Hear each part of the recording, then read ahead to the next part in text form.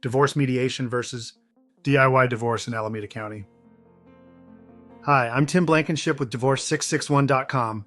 If you're getting divorced in Alameda County and trying to keep things amicable and affordable, you may be wondering, should you go the DIY route, or is divorce mediation a better choice? A DIY divorce in Alameda County means you're handling everything yourself, from completing the forms to filing through the court's e-filing system and preparing your own agreement. This is the most affordable route, but it comes with a lot of risk.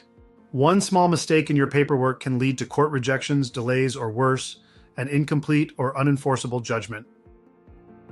Mediation, on the other hand, is when both spouses work with a neutral third party to reach an agreement on all the issues, like property division, support, and parenting. Mediation is helpful when communication is still possible, but you need assistance resolving specific terms. After an agreement is reached, you'll still need to prepare and file all the paperwork with the court. We recently worked with a couple in Alameda who tried to do everything themselves. They got stuck on a few key issues and couldn't finalize the judgment. We referred them to a mediator we trust, and once they reached an agreement, we stepped in to prepare and file all the legal documents to complete their divorce properly. At Divorce 661, we support both paths. If you already have an agreement, we can handle the full paperwork and filing process. If you need help reaching that agreement, we'll connect you with a skilled mediator, and once you're ready, we'll take over from there.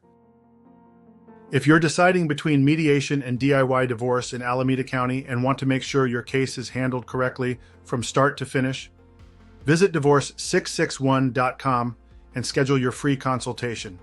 We'll help you figure out the best route for your situation and take care of everything you need to get your divorce finalized, quickly, affordably, and without court.